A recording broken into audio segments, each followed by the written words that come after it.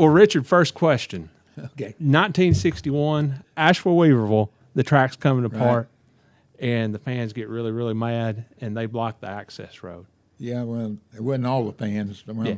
a bunch of fans hollered, but then there was always 4 or 5 in the crowd that caused trouble. And, it was one of those deals where right past the start-finish line was where we come into the racetrack, and the guys had pulled their pickup up there and blocked us out, blocked all the drivers or crew from getting out.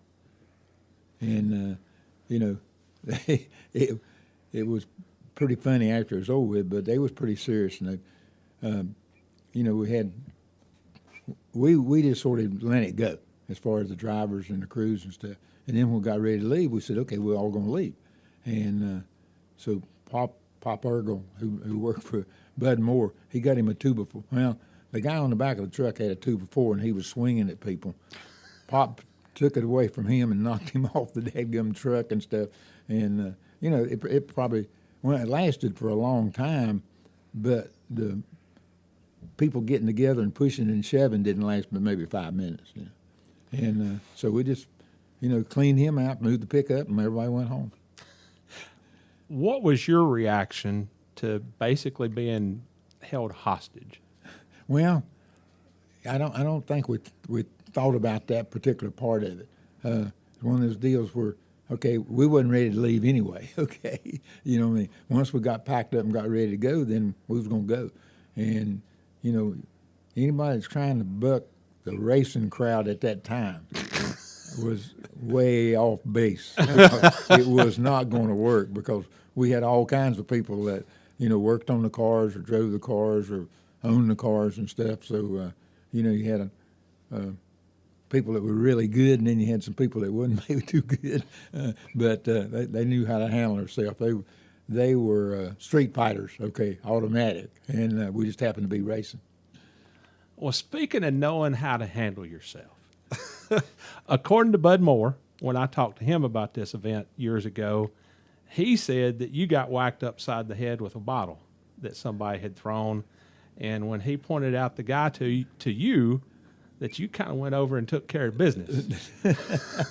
Yeah, I wasn't going to mention that.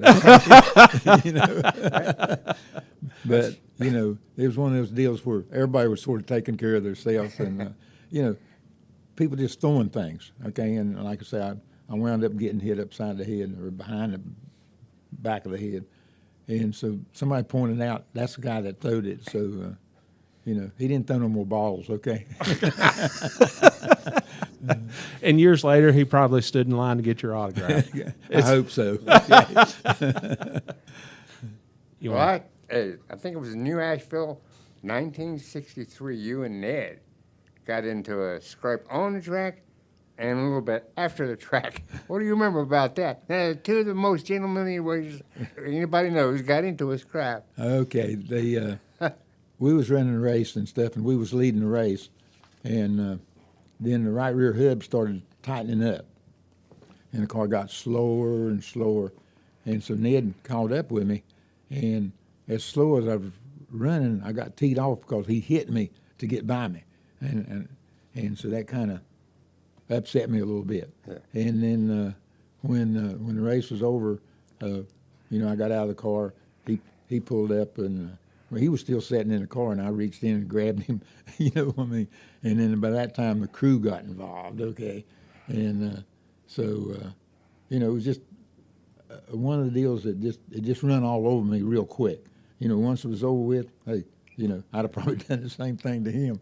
But it got pretty heated there for a while because he had a guy that was basically a crew chief, and I think he pulled a knife on somebody, and I think Chief took care of him.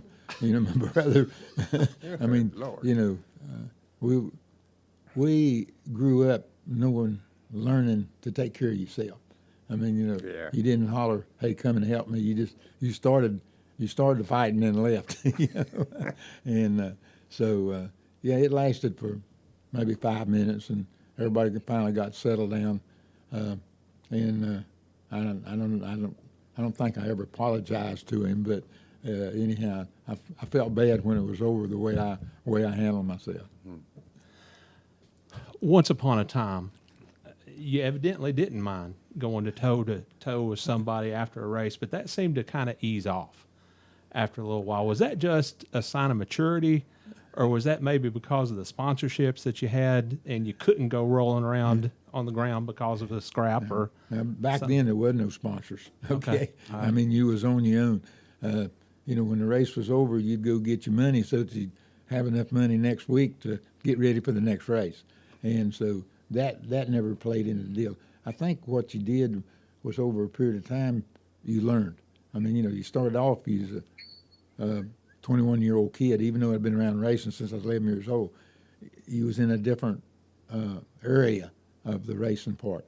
And so then you said, we can't really be doing this. I mean, you can't be beating up the fans because they're the ones paying the bills. So, you had to be careful who you started to fight with.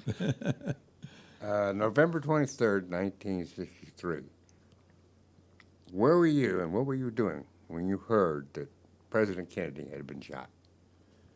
I think we had a place at Holdings Beach. I think I was at the beach that particular day or week or whatever it was, and I guess we were kind of late getting the deal because we were probably out on the beach and stuff, and then probably came back in, turned the TV on or the radio, and then all of a sudden somebody said that Kennedy had been killed, and you just said, it's going to happen to all of us some of these days.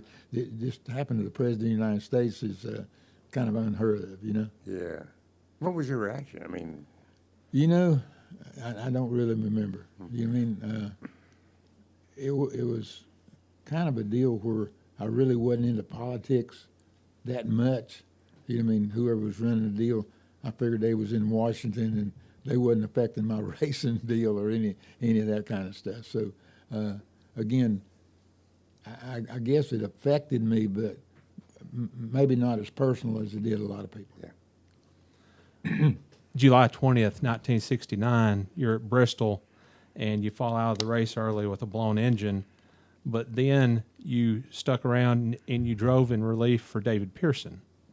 And I would assume that was not something that the two of you had talked about before the race. How did that actually take place that you wound up in his car? I don't know who his crew chief was at the time, but anyhow, like I say, I fell out and we just standing around there in the pits and stuff, and somebody come tapped on your shoulder and said, "Hey, David wants a little bit of help." I said, okay, and back then you wasn't worried about if you're driving a Chevrolet or a Ford or a Cadillac, didn't make any difference. You got in and helped people out. You didn't do it for yourself. You done it for the other crew, and it didn't. Like I say, if I was driving a Plymouth and got in a Ford or got in, it didn't make any difference. And people done the same thing for us. When I'd get out of the car, you'd get whoever was standing there, got tapped on the shoulder, and I just happened to be standing there, and I got in the car, and I don't think I finished the race. I think I run some laps and stuff, and he got himself back together, and then I think he got back in the car. Okay, all right. After racing against them for so long, what was it like for you to be in a Holman Moody car, or were you just in another race car? It was just another race Okay, car. I didn't look at what kind of car it was, even who it was. Yeah. I mean, if Wendell Scott had got out of the car and wanted me to get in, I'd have got in his car. Yeah. I mean, or he'd have got in mine, or David would have got in my car just as easy as he got in his own. So, again, the comradeship back then was a whole lot different because the sponsor deals now, the TV, all the press that you get, you're working for a Chevrolet or you work with Ford or you work with Toyota, you got to kind of watch the line that you don't step over. Yeah. So it's just, it's so much different now. Back then it was more of a family-oriented situation. There wasn't that much money. Everybody was making a decent living, wasn't trying to get rich or nothing. And it was just that, everybody helped everybody till they got on the racetrack, and then it was everybody for themselves. Yeah. That day, I believe it was the same day Apollo 11 landed. Yeah. What do you remember about that? Landed on the moon. What do you remember about that? About what now? Apollo 11, a landing on the moon. Do you remember any of that? Really don't. You know, That was the day of the first lunar landing. yeah.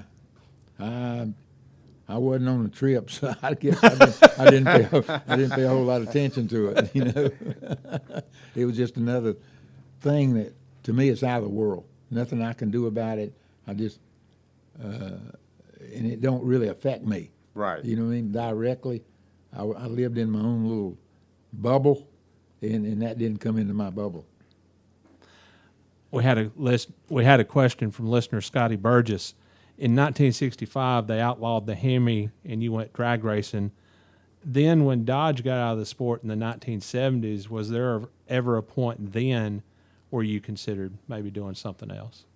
No, I guess I never considered doing anything else. I'm still doing the same thing I did when I was 11 years old, messing around with race cars. And you know, I never looked at doing anything. Again, I lived in my own little bubble, and it happened to be somewhat all around racing, whether you owned the car, drove the car, you know, whatever, worked on the car, whatever. And so I guess that's where I'm still back in the same place we started. You know, I didn't diversify any at all. I was not interested in, you know, going into other businesses, doing other things. Just I was making a decent living racing and enjoying it, and so I just stayed there. Sort of like a farmer, you know, he farms, and you know, if he plants something that don't work this year, he'll plant something different next year. So and we was doing the same thing. Had another question, this one from Chris Wolf. What do you remember about Smokey Unick, and is there a chance that he might someday make the NASCAR Hall of Fame? Yeah, eventually he'll probably make the Hall of Fame, just because of the things that he came up with that took everybody else a little while to catch up with, I guess. You know, I mean, you know, I think the deal with Smokey was a very, very smart guy, but us people that raced, we was busy racing. He just raced now and then, so he had time to think about, okay, what can I do to kind of fudge on the rules and stuff. We did that to a certain extent, but we didn't spend that much time on that. Where, you know, he'd race once a month or something. He had all that time to say, okay, what can I do? We was racing, you know, 2 races a week. All we had time was to get the car back in shape to go to the next race. So, you know, and he just kind of pushed the envelope probably as much, well, more so than any of the regular racers. Did he enjoy racing as much as he enjoyed evidently poking at NASCAR a little bit? Yeah. I think his deal was whether he won or didn't win or whatever. The deal was, what can I do to blow these people's minds? Okay, you know what I mean? I mean, you know, I was down there one year at Daytona, and they was checking gas tanks and stuff, and found out his tank might have been too big or something. He took the tank out, throwed it in the trunk, and drove the car back to his shop. He had nothing roll cage. You know, stuff like that maybe some of the rest of us might have tried from time to time, but that was pretty obvious, you know. 1978 in Atlanta, and I was there. You win, then Donnie wins. You win, and then Donnie wins again. And you're informed that Donnie won in the press box while you're talking to us. What was going on that? What happened? Yeah, they got messed up on the scoring deal, and I wound up racing with somebody, and we thought we'd won the race. Yeah. We hadn't won a race all year. That was the year we didn't win a race. Yeah. And we said, okay, well, last race of the season, we finally won the dadgum race. And so somebody said something about that they had messed up on the scoring stuff. So instead of me going to I don't know if I guess they flagged me the winner. Yeah. So I went and checked the cards, and I looked at the cards and checked the cards and stuff. And the way I looked at the cards and the way the people that were doing the cards looked at it, I showed them where their mistakes were, and they said, okay, you won the race. So then we go upstairs. Okay. then I don't know. We up there talking a little bit and not very long, and then I think then Brian France came in, and I think he got to checking with the stuff, and anyhow, they found out that they thought, and according to the way they done the looking at the scorecards, that Donnie actually won the race, and I still think we won the race. I still think it was one of them deals where it was sort of under the cover deal, but it don't make any difference. We wound up second, so we was really disappointed because we didn't win a race that year, and that didn't look good on our resume, Yeah. Over the course of your career, how many races were there like that where you thought you actually did win? You maybe won 205, 6, 7 races? No, not really. There's a couple of races. We was in Beltsville, Maryland, somewhere. Me and Pearson was racing, and they wound up giving Pearson the race. And I said, I gotta go check these cards. This ain't right. So I got to checking the cards, and I showed him where we won. Checked it again. We was a lap ahead of him. You know what I mean? So back then it was done. The scoring was done by hand, and you had a really good score. You could make up a little time on the scorecard. You didn't make it up on the racetrack. But I don't know. I might have won some races because of it. I don't know. Now, did you pay a bonus when that happened? I told him, just put it down. We'll go do our part. Well, after everything you've been through with surgery and swapping cars the year before, how much of a surprise was it in 1979 for you to be in contention for a championship in 1979 after all that happened? Well, after not winning the race in 50, 60, 70, 78, was that when 78? Yeah. You know what I mean? Then we just wrote that off and said, okay, it's just a bad year. No matter, you have good years, bad years. And I guess we was doing something wrong, but we didn't know it. But in the middle of the season, so we'd started that season with a Dodge. And then we finally figured out we just wasn't getting nowhere with it. So we switched to Chevrolet. So we was in the process of learning. My brother was learning with Chief working on the engine stuff, working on a Chevrolet engine instead of a Dodge engine, so he had to learn all over again. So it took us a little while to put all that together. And then by 79, 79, everybody had, I think, 77, 78 Oldsmobiles or something. So we go out and buy us a car from some lady down here in the country somewhere to bring it back in, work on it, and get it all fixed up, and go down and actually wind up winning the race. And in the meantime, the car that we'd run before, Kyle wanted to start driving, so Chief built him an engine, sent him down there, and he wound up winning the ARCA race, first race he'd ever sit. He'd never sat down in a race car on the racetrack. And of course, the car was so much better than any other ARCA cars. All he had to do was miss everybody, but he wound up winning the race. And then come down on the Sunday deal, and everything just worked our way. It was one of them deals. Is that when Cale and them got in a fight? Yes. Yeah. Okay. You know what I mean? I mean, we done been outrun. We was racing third, racing with Ford and DW. W. Yeah. And so anyhow, then we was 20 seconds behind. I mean, we couldn't even see them in front. They didn't run off and left us. And then coming off of second turn, the caution lights come on, and so we said, okay, now I gotta beat these two guys, and I'll be third. I mean, it's pretty good, you know what I mean, because we had such a bad year before, and we gave it down the back stretch, and just as we cut to go in the third corner, our sits number 1, number 2 car down on the infield.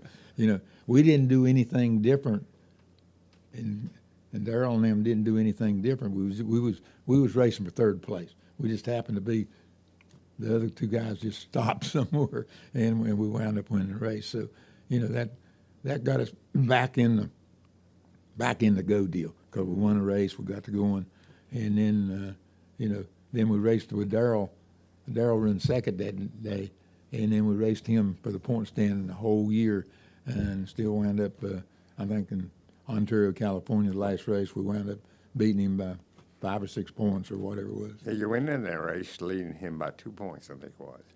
So what was your mindset going into Ontario? Okay, do what now? I thought you were leading him by 2 points. Well, I don't. DW led. I think, DW yeah, led. yeah, he was ahead of us in the Sorry. point. What was by your a couple mindset points. Okay, so at that time they give you a point or two for leading the race, and so we took off, and before the race started, I think I must have started up front, first or second somewhere, and Buddy Baker was up there, and I told Buddy, I said, look, run a few laps here, how about letting me lead a lap, okay? All right. So, he pulls over and lets me, I guess both of us took off and left everybody. And so I lead a lap or two, so I go into the point lead, okay? So then I let Buddy go back, and then we raced. And then Darrell and them then tried to say, okay, we're behind in the points. They started looking at the points instead of the race, I think. And so I think they stayed out on one of the caution flags or something, and got and was able to get back in the point lead. And then when they did, they got back 7th or 8th or somewhere, and then somebody spun out, and he wound up spinning out, I think.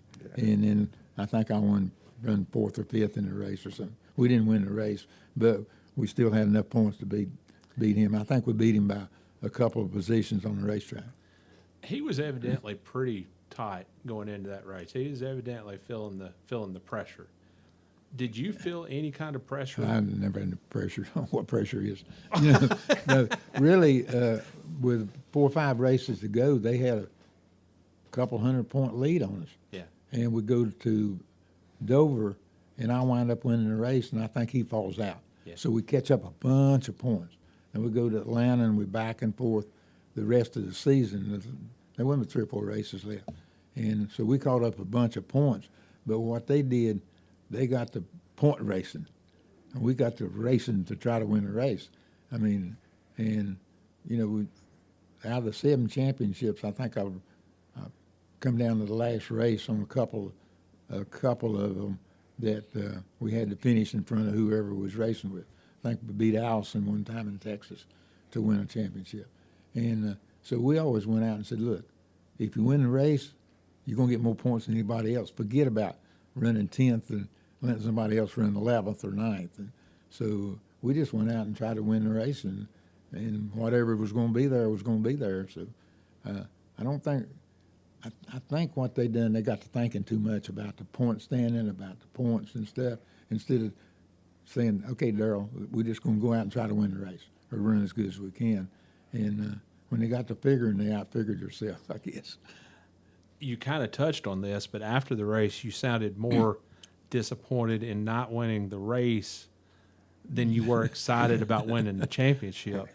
Was winning championships at that point, was it old hat to you? Just winning a championship was like winning a race back then. It was not it was a big deal, okay? But it was financially and stuff, it didn't really change my position where I was at and what I was doing. It was just like, okay, you won 7 races this year, but you also won the 7th championship. Big deal. You know what I mean? You just took it in stride and said, okay, at the beginning of the year, you didn't even think about the championship.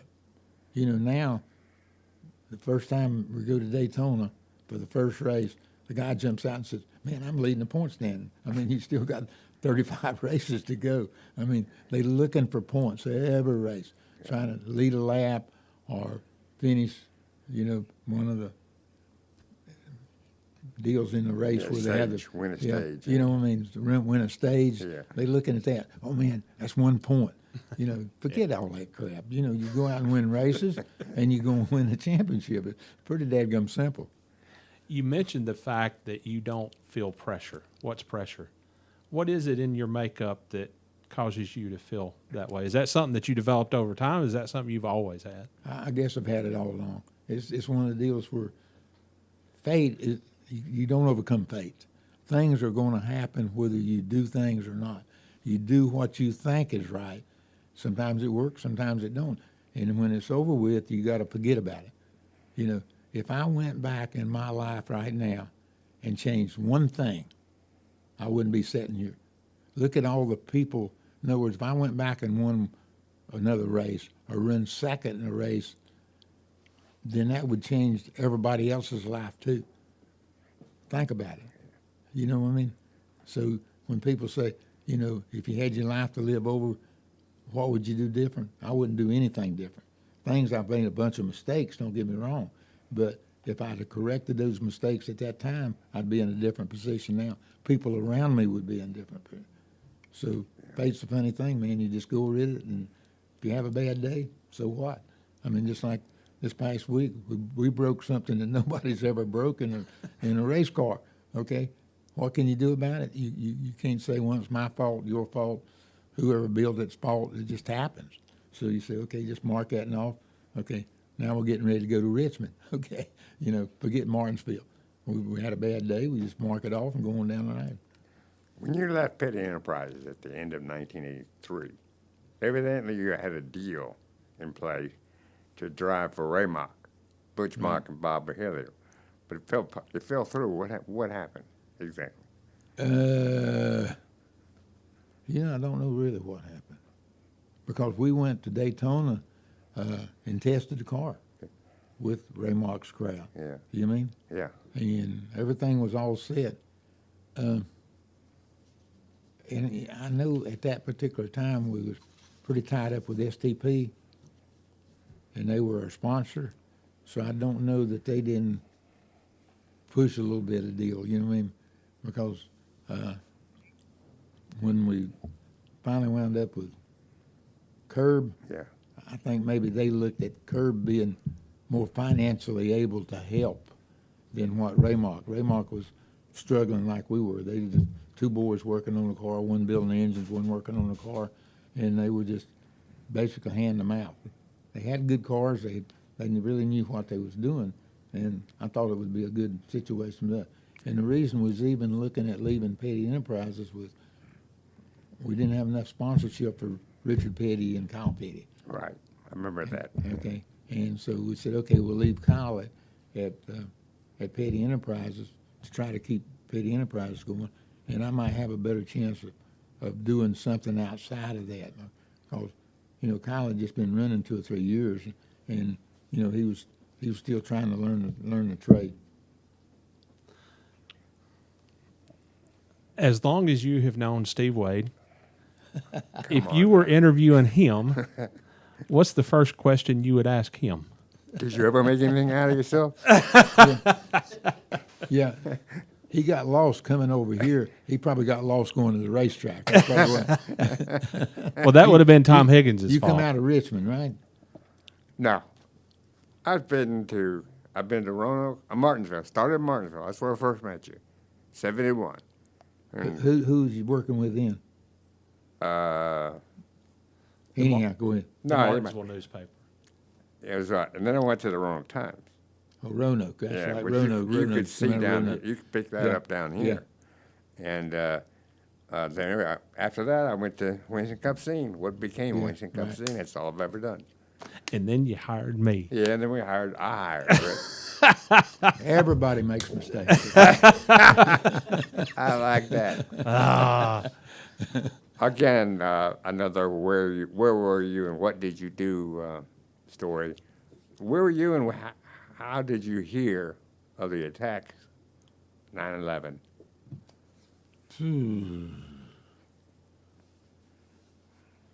You know, I don't really remember. wow.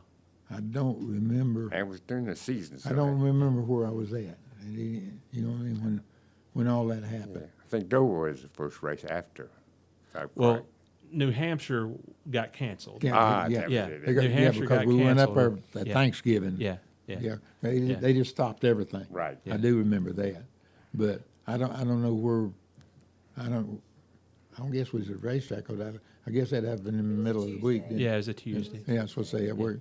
So I don't know whether it was going or coming. So I don't really remember that. I'm trying to figure out a way to properly phrase this question, but Go for it. wherever you go, you are recognized. I don't have any doubt about that whatsoever. Do you ever go out in public incognito without your hat, without your sunglasses, so you won't be recognized, or do you just say to heck with it, I'm going to stay at home today? Yeah, I guess both ways. Every once in a while, you like to just get away from who you are, whether that's good or bad. But most of the time, you just go do your thing. From the standpoint that, people look at me one way or the other, good, bad, or indifferent. And you are what you are, and you need to stay that. In other words, I was born in this house up here. I've been all over the world. Racing's given me that opportunity, to go with a bunch of presidents, been, every country, every continent, just because of racing part of it. But when you look for Richard Petty, you just come to Level Cross, North Carolina, and he's still there. And, I guess one of the things I learned is never get above your racing. You know what I mean? Yeah. And so I never tried to go, build a big mansion in Idaho or New York or, any of that kind of stuff. That's just not me. I was born here, hope to stay here for a long time after this.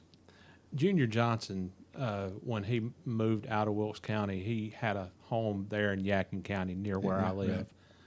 And he could actually go into a couple of the little diners around there and nobody would bother him. Do you have places like that around here? Anywhere around here. Okay. If I go to Randleman, I go to a restaurant or an eating place down there, I go to a football game, all that, you just won the crowd because you're like them trees out there. You're just another one. You know what I mean? There's nothing. You've been here so long, you're part of the woodwork. Yeah. And nobody pays, they pay attention to you, but you're nothing special. Right. You know what I mean? You're just one of the guys. You go to church together, you go to ball games together, you went to school together, so again, he's just a neighbor. He lives down the road, and that's it. You were talking before we started recording about going to a ball game Friday night. Are you able to go and be grandpa and watch your grandson play and have nobody really bother you? Yeah, people come up and talk to you a little bit and stuff like that. But yeah, you go again. You're just part of the woodwork. You're supposed to be there, I guess. I mean, if you got a grandson playing, or a kid playing, when same thing when Kyle used to go play ball. You'd go to the ball game, and even when you went to ball games that wasn't at Rowman. I mean, if you went to another stadium or stuff, you was always with your people, because the visitors always sat on the back stretch, okay? Yeah. And all those people knew me. They'd seen me the week before when we was in Rowman. So you still stayed with your little crowd. Speaking of Kyle, if memory serves me correct, wasn't he offered a scholarship in basketball somewhere? I thought he was. Somebody paid attention to him. Georgia? Yeah, football. Football. Yeah, he was quarterback football. Oh, okay. Yeah. I thought it was basketball. And I think he went to I think he went to Georgia Tech. I think he went to Carolina. Just looking around and seeing all that. And one of the last ball games he played, the play was really over. He was quarterback. He threw the ball, and this guy hit him blindside and messed his knee up. Okay, and it didn't mess it up that it didn't work, but it all swelled up and it got all messed up. He said, "Man, I can get hurt playing football." So naturally, it starts driving a race car. But really, I think that in his mind clicked. Up to that time, he wanted to go play ball, but just that one incident changed his whole life. Right. Yeah. You mean, and we all have it. Sometimes we don't know where it's at. But when I look back at his life and the way I see him, that's where I see where he changed and said, "Okay, I ain't gonna do this. You know, I can get hurt playing this. Right. I'll go mess with race cars. What's a typical day away from the track and not having to do any pain in the butt podcast? What's that like for Rich Petty? What kind of a day is Every that? day's different.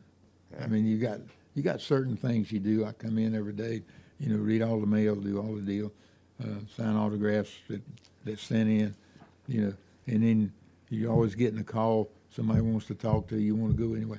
Things have really slowed down as far as me going and doing personal appearances and stuff like that because of the disease deal. And so from 2 years ago, that life's changed, but it's still just as busy. You're not doing this anymore. You're doing this, so you're still tied up all the time. They still somebody comes out of the wall, and you know. Then we got the garage here. We do a lot of PR and stuff for it. You know, we do some commercials and stuff. We got the museum over there. Then we got the RPM. We got our foundation. We still work a bunch with the camp, you know, and so that's a Yeah. so you stay pretty busy just checking with each thing that's Right. going on. That's a place. Yeah. You've been pulled in a lot of different directions for a long time.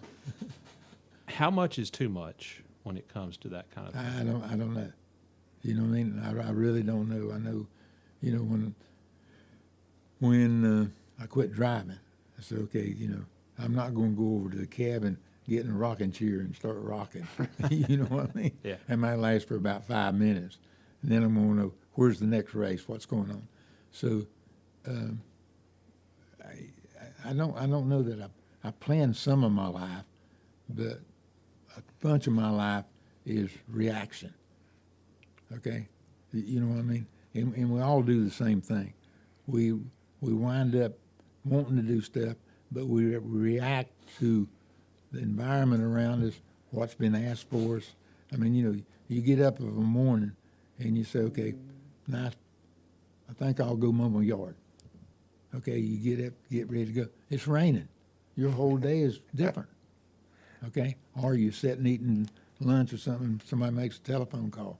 Everything changes from what you thought you was going to do that day. So our life, no matter how much we think we control it, is circumstances beyond our control. You know, we just react a lot more than we really act, no matter what. I mean, just like we was waiting on him to come, right? So we had to react to that. Otherwise, he's supposed to be here at 1 o'clock, and we're going to get this done. I ain't going to hear the end At of this. 1:30, he comes Nope. wandering in. You know. What was the COVID-19 quarantine like for you personally? That was the first time since you were maybe 10, 12 years old that you weren't going to the racetrack. That was the big deal. Yeah. You know what I mean? All the rest of the stuff, as far as coming to the shop and all that stuff, you know, doing what I was doing at home, all that stuff kept working. The deal is it stopped all the racing activities, okay? It cut out all my appearances that we had set for the year, all the commitments that I had to start with a blank sheet of paper, and not getting to go to the races was tough. Okay, I mean, I've been to a couple of races, but they got us in a bubble. I can't go just wandering around talking to people. If you go here, you got to stay there. You go here, you got to stay there, and so it's just different, and you learn to adapt to whatever the circumstances are. I got a twofold question. Number one, do you have access to Netflix? And do you ever watch anything on Netflix? If so, Next player, that's on TV. the answer is no. Yes, I do.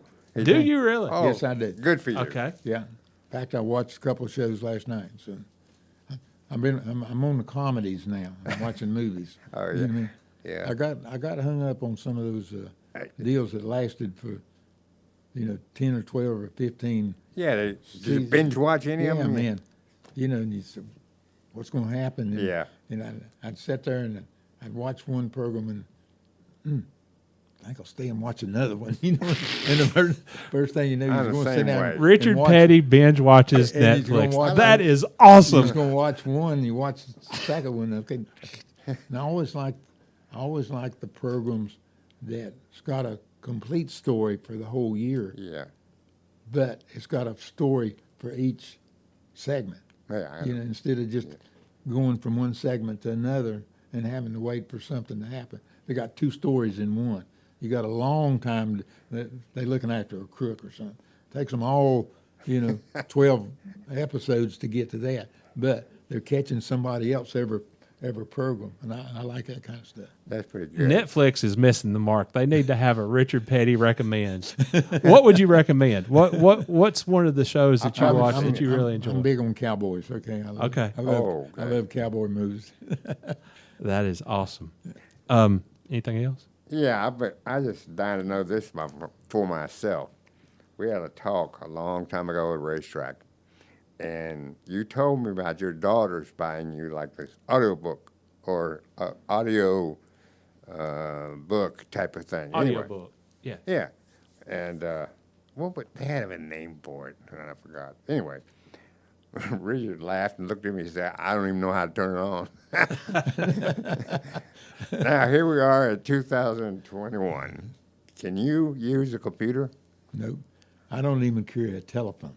You're kidding me. Okay. Do you not? I got a computer at the house, but I don't even. The only thing I know is to plug it in. I don't even know how to turn it on after I plug it in, and I'm not interested in learning. I mean, I'm fortunate that I've got 3 daughters. You got help. Yeah, I got secretary that looks after things. I got a lady that looks after the house and makes sure I got all my medicines and all that. So I got 6 or 7 people looking after me. So what the heck? I mean, a couple times what happened is when I go somewhere and stuff, the daughters will. I mean, got one lives in Richmond and a couple of them work here, and Daddy's doing this. He's going over to RPM today, and whatever it is, and they've lost me a couple of times because I hadn't had a telephone. And I'll tell you a deal on the telephone. So they said, okay, the girls said, Daddy travels a lot by himself. He needs a telephone, in case something happens on the road. Okay. So they get me a telephone, right? Okay. Put it in the car. They get it all set up. I know which button to push to get it to work. So one of my oldest granddaughters was having a baby. So I said, okay, I'm going to call her mother. No answer. Call her aunt. No answer. So I finally called the girl that's having the baby. She answers. Okay. Then when I get back, I asked my daughters, I said, why didn't you answer the phone? We didn't recognize the number. I rolled the window down, out went the telephone. That's it. Okay. I mean, why have a telephone if people ain't going to answer cotton picker thing? So, okay, that's it. Awesome. Awesome.